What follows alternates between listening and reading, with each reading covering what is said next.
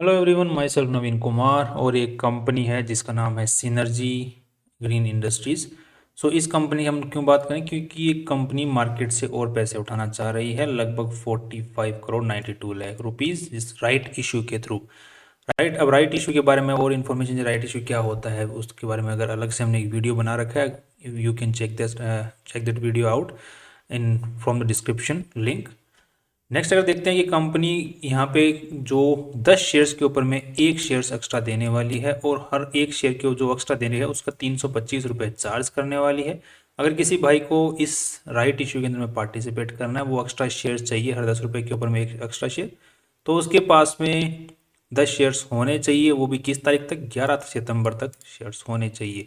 उसी को extra shares मिलने वाले हैं यहाँ पर, वही पार्टिसिपेट कर पाएगा। और जो भाई जिनके पास में शेयर्स नहीं है और फिर भी वो पार्टिसिपेट करना चाहते हैं, तो जो लोग जिनको ये मिलने वाले हैं शेयर्स, वो बेचने की कोशिश करेंगे, तो उनसे आप लोग खरीद सकते हैं।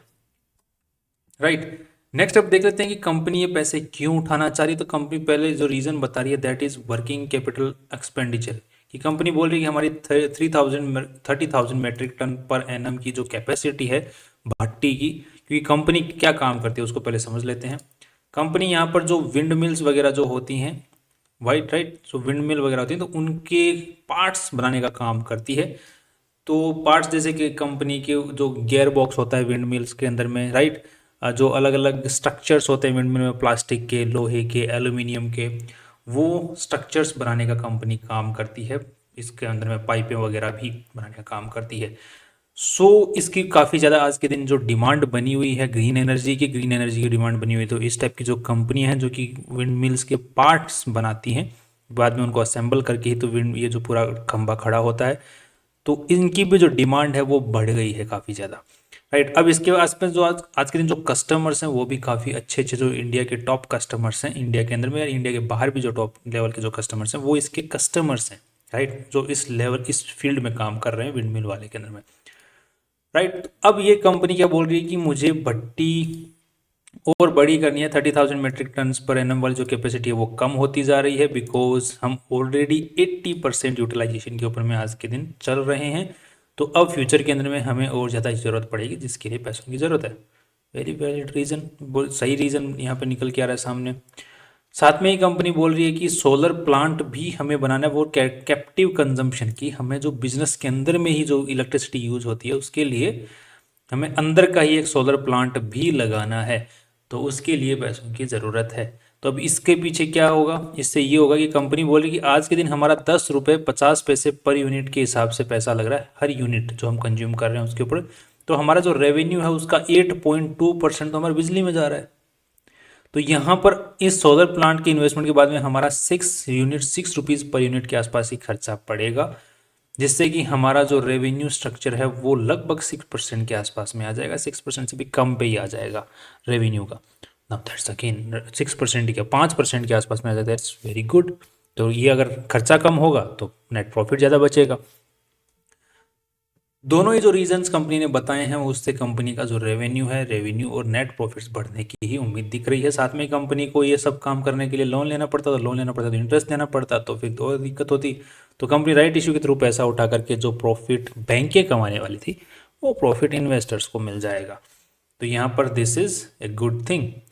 नेक्स्ट अब देख लेते हैं कि कंपनी का जो चार्ट है अब तक किस तरीके से चला है। तो कंपनी का स्टॉक का जो प्राइस था आज से लगभग यहाँ पर देख लेते हैं नॉर्मली जुलाई 2023, मतलब एक साल पहले तक 200 रुपये था, आज ऑलरेडी 450 के आसपास में टच होता हुआ जा रहा है। पिछले एक साल के अंदर में कंपनी का स्टॉक डबल हो चुका है ऑलरेडी। और कंपनी का आज के दिन जो प्राइस चल रहा है 433 चल रहा है और 50 का पी रेशियो है। दैट मीन्स कि ऑलरेडी कंपनी काफ़ी कम कमाई कर रही है, प्राइस के हिसाब से आज के दिन कम कमाई कर रही है। अभी हम फ्यूचर की बात करेंगे, क्योंकि यूजुअली मार्केट हमेशा फ्यूचर को देख के आज चलता है। कभी भी मार्केट आज को देख के आज नहीं चलता, फ्यूचर को देख के आज चलता है। आज कंपनी बहुत अच्छा कमा रही है बट फ्यूचर अच्छा नजर नहीं आता, तो मार्केट नहीं चलता उस कंपनी का। फ्यूचर अच्छा नजर आता है वो चलता है। अब यहाँ पे कंपनी का जो पीबी रेशियो है वो 13 का चल रहा है, that is today's PB ratio, not forwards PB ratio. Right, तो आज के हिसाब से जो वैल्यूएशंस हैं वो थोड़े महंगे नज़र आ रहे हैं, बट फ्यूचर को देखते हुए वैल्यूएशंस महंगे नहीं नज़र आ रहे हैं। क्यों नज़र नहीं आ रहे हैं उसकी भी चर्चा करते हैं। अब यहाँ पे कंपनी की कमाई किस हिसाब से कर रही है आज के दिन, तो 2023 में 290 करोड़, फिर 2024 के अंदर में 326 करोड़, तो लगभग यहाँ पे इंक्रीज जो है 12% के आसपास का रेवेन्यू में इंक्रीज आ रहा है। और नेट प्रॉफिट्स के अंदर में तो बहुत ही अच्छा इंक्रीज यहाँ पर देखने को मिल रहा है। That's again very good. Company ने जो हाईएस्ट नेट प्रॉफिट्स हैं अब तक के, सबसे ज़्यादा अभी इसी साल कंपनी ने कमाए 2024 के अंदर में। इसी के साथ में बैलेंस शीट पर नज़र डालते हैं तो वहाँ पे कोई गड़बड़ी नज़र आ रही है, तो वहाँ पे भी कुछ खास गड़बड़ी नज़र नहीं आ रही है। रिजर्व्स कंपनी के पिछले साल के मुकाबले बढ़े हैं, सो बुक वैल्यू जो है कंपनी की बढ़ी है। जो कमाई की है उस हिसाब से कंपनी का जो लोन जो कंपनी ने ले रखा था that has also reduced.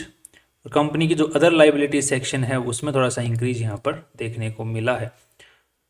Company जो फिक्स्ड एसेट्स के अंदर में कंपनी ने इन्वेस्टमेंट और ज़्यादा कर दिया है, और इस साल जो है राइट इशू थ्रू पैसा उठा के इसके अंदर में और इन्वेस्टमेंट करने की कंपनी बात कर रही है। इसी के साथ में कंपनी के ट्रेड रिसीवेबल्स जो हैं वो भी बढ़े हैं, और साथ में ही इन्वेंट्री घटी है। बट कंपनी ने जो कमाई की है उसके हिसाब से अगर देखा जाए तो कंपनी का कैश फ्लो भी काफ़ी पॉजिटिव निकल के सामने आया है। तो that is again very good कि कंपनी कमाई तो कर ही रही है, साथ में पैसा भी, कैश भी आ रहा है, उधारी में ही नहीं रह जा रहा है, सारा हाथ में आ रहा है पैसा। That's great. जिसी की वजह से तो कंपनी का जो लोन अमाउंट है वो घटा है। साथ में ही कंपनी का जो, अगर हम प्रमोटर्स की बात करते हैं तो प्रमोटर्स भी कंपनी में काफ़ी अच्छा कॉन्फिडेंस बना के बैठे हुए हैं। That shows again A positive signal. So signals तो सारे के सारे ही कंपनी के अंदर में पॉजिटिव नज़र आ रहे हैं, एंड कोई ज़्यादा खास दिक्कत नज़र नहीं आ रही है। साथ में ही कंपनी का फॉरवर्ड पी, क्योंकि यूजुअली मार्केट हमेशा फ्यूचर को देखते हुए आज चलता है, तो जिस हिसाब से कंपनी ने यहाँ पे डेटा दिया है उसके हिसाब से देखते हुए लगता है कि कंपनी बोल रही है कि हम आगे आने वाले टाइम के अंदर में जो रेवेन्यू ग्रोथ है वो 20% की रेवेन्यू ग्रोथ के ऊपर में हम लोग काम कर सकते हैं आने वाले टाइम के अंदर में, वक्त के अंदर में, और जिसमें ऑर्डर बुक की भी हमारे बढ़ने की ही उम्मीद है। आज के दिन जो कंपनी की ऑर्डर बुक है वो 2024-25 के अंदर में जो हो सकती है एग्जीक्यूटिव ऑर्डर बुक, वो है 400 करोड़ रुपए के आसपास की। दैट्स अगेन ग्रेट, और फ्यूचर में और बढ़ सकती है। तो कंपनी बोल रही है कि हमारा जो रेवेन्यू है वो 20% से ग्रो कर सकता है हर साल। तो अगर इसी तरीके से चलता रहा तो अगले 5 साल के अंदर में कंपनी जो आज रेवेन्यू क्रिएट कर रही है दैट इज़ अराउंड 326 करोड़, तो ये 1000 करोड़ के रेवेन्यू के आसपास में पहुंच सकती है। जिस हिसाब से कंपनी बता रही है 20% से हम ग्रो कर सकते हैं रेवेन्यू को। और यहाँ पर आज के दिन कंपनी जो ग्रोस प्रॉफिट निकाल पा रही है that is 39 crore rupees, 40 crore के आसपास में समझ मान के चलिए। तो उस हिसाब से देखने को अगर हम देखते हैं तो लगभग कितना 15% 13% के आसपास में कंपनी नेट ग्रोस प्रॉफिट निकाल पा रही है। सो अगर इसी तरीके से कंपनी जैसे अभी सोलर पावर प्लांट लगा रही है तो कंपनी का खर्चा कम हो जाएगा, तो जिसकी वजह से ग्रोस प्रॉफिट्स बचेंगे। तो ये कंपनी हम मान के चलते हैं कि 15% तक ग्रोस प्रॉफिट्स को लेकर चली जाएगी, या फिर जिस तरीके से इकोनॉमीज ऑफ स्केल बढ़ेगा, काम बढ़ेगा, तो नेट प्रॉफिट्स भी बढ़ेंगे, ग्रोस प्रॉफिट भी बढ़ेंगे। तो यहाँ पर हम लोग 15% पर अगर कैपिंग रख भी देते हैं तो साथ में ही कंपनी 1000 करोड़ का रेवेन्यू करेगी, तो उसका 15% होता है 150 करोड़। अगले 5 साल बाद की बात कर रहे हैं हम लोग, तो 150 करोड़ के आसपास में ग्रोस प्रॉफिट। उसके बाद में कंपनी का जो डेप्रीशिएशन चार्ज है वो काटेगी, काटने के बाद में कंपनी का जो इंटरेस्ट है, क्योंकि पैसा उठा रही है लोन पे, हो सकता है धीरे धीरे टाइम के साथ में कम कर दे, तो इंटरेस्ट वाला अमाउंट है वो भी कम हो जाए। तो इसी तरीके से अगर देखते हुए चलते हैं तो कंपनी की जो जो रिजर्व वाली प्राइस है यहाँ पर, जहाँ पे आपको 33 करोड़ देखने को मिल रहे हैं, यहाँ पर हो सकता है कि हमें जिस तरीके से रेवेन्यू ग्रोथ कंपनी ने दिखाया है वो 300 करोड़ यहाँ से 10 गुना हो सकती है अगले 5 साल के आसपास में। बिकॉज इस साल ही कंपनी का 15 करोड़ से के आसपास से बढ़ गया है ऑलरेडी। तो हम प्रोजेक्टेड बेसिस पे अगर बात करते हैं तो यहाँ से 300 करोड़ के आसपास में जा सकती है।